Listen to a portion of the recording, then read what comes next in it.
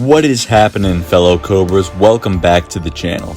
Today, I got some great news. Thanks to my fellow king, Darius Thornton, he informed me that on Netflix's Tadum website, they've released official summaries for 8 of our main characters for Season 4. And throughout this video, I'll be going through each and every one of them in detail and giving you my thoughts on them. So make sure you stick around for the entirety of this video so you can get the official rundown of each of the characters listed, especially the last one. You are not going to want to miss it. So if this is your first time here on the channel with us, welcome. We're happy to have you. If you love Cobra Kai and Karate Kid, just like the rest of us, consider joining our dojo today by hitting the red subscribe button down below and turning on all notifications so you never miss a new video.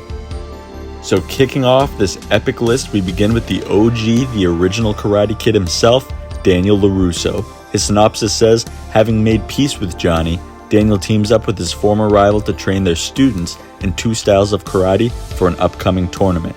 The only problem? The common goal of defeating Cobra Kai doesn't stop Daniel and Johnny from butting heads. Now I'll be honest, this one is one of the more vague ones of the bunch, mostly because of stuff we already know of. The only thing we really learn here is that we get more confirmation that Daniel and Johnny's biggest threat to defeating Cobra Kai isn't John Kreese or Terry Silver, it's actually each other.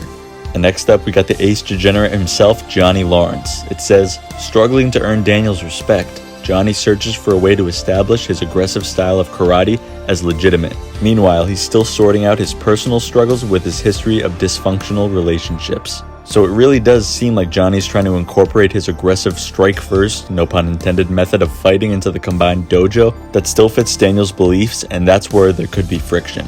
I also find it quite interesting that he seems to be doing a lot of self-reflection upon his own past screw-ups with people that he loves. And this has got to be mainly focused on Robbie here and how he can mend that breakup between the two. His newfound relationship with Carmen could also be tested this upcoming season, as he may not want to try to screw that one up like he did with Allie and Shannon in the past. Next on the list is where it gets very interesting with El Serpiente, Miguel Diaz. And it says, as Johnny's favorite pupil, Miguel is caught in the middle of his sensei's long-standing rivalry with Daniel Larusso. As Miguel grows closer to Daniel, his relationship with his second sensei's daughter Samantha faces its own challenges. So it looks to me as one of my more recent theories of Daniel and Johnny's tension over Miguel is going to come to fruition this upcoming season. Johnny is definitely not going to be a fan of his best student, someone who he looks at also as a son, grow closer to another through karate, especially when that someone is Daniel Larusso. And even when you factor in that his relationship with Sam is going to get heated, it's about to get crazy, but I'll touch on that a little bit more when we get to Samantha.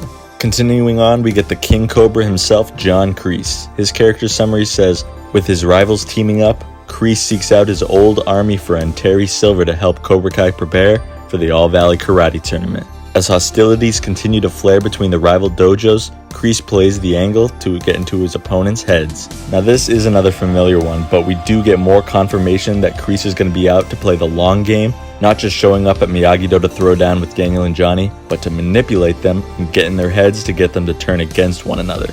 We saw him in the recent trailer doing just that when he talks to Johnny about him being second fiddle to Daniel. To be fair, it's also really important to note that Kreese did in fact warn Johnny about Daniel Larusso sinking his mitts into Miguel, because now that seems to be the driving point in their tension.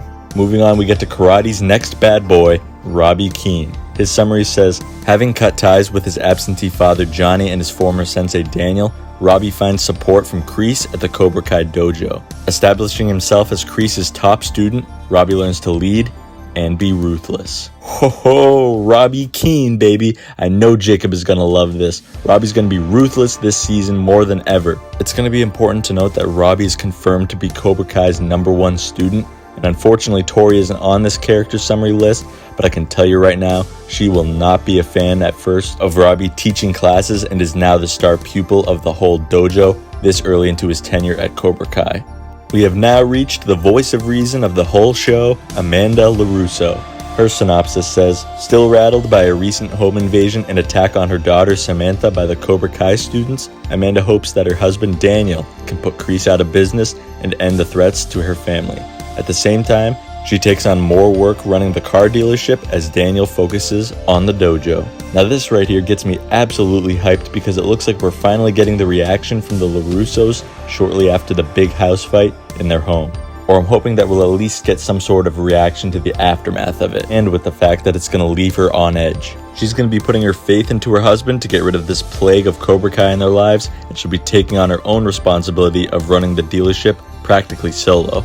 So I expect she'll be relying heavily on Louis and Anush, more with Daniel absent. And as we begin to wind down on this list, next up is Eli Hawke Moskowitz. His synopsis says, now a member of Johnny's Eagle Fang dojo and training alongside Daniel's Miyagi-Do students, Hawke tries to make amends for his past transgressions against them while at Cobra Kai. Meanwhile, he faces retribution from his former comrades. Now, not to brag or anything, but once again, this is another theory that has come to fruition that I've had in the past, that Hawke is going to want to own up to his past mistakes and try to earn their trust. It also was made known that he's going to be facing the consequences of turning against his old Cobras. It's nearly confirmed up to this point that his mohawk will be shaved off and eventually become old news. So now guys, we've made it to the end. I've saved the best summary for last. We got the GOAT, Samantha Larusso. And this one isn't the best just because it's Sam, I just want to make that perfectly clear, but because it's the most out of left field that I definitely did not see coming. It says, after training with Johnny, Samantha feels newly liberated from the restrictions of her father's karate style and his parenting. Unable to let go of an old grudge against a former high school classmate, Tori, Samantha clashes with her parents and her boyfriend, Miguel. Okay, tell me if the case is different for you, but I did not see a lot of this coming.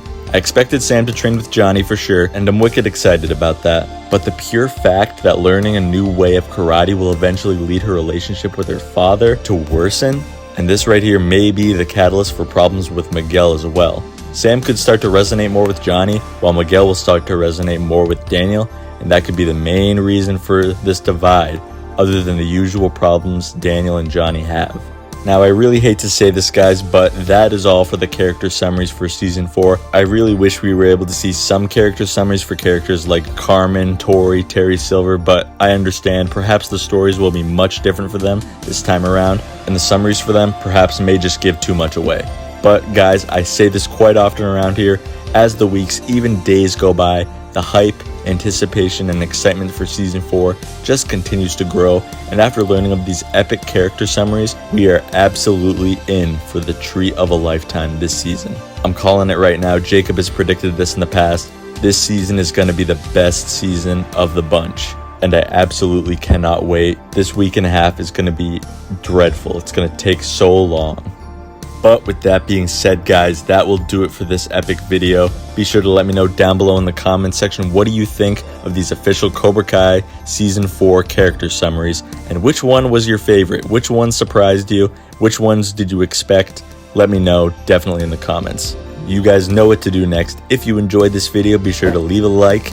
And again, for all of you that this is your first time here, I really encourage you to hit that subscribe button if you want to stay updated on all Cobra Kai and Karate Kid content. There will be plenty more where this came from. Thank you all so much for watching, and as always, I'll see you in the next one.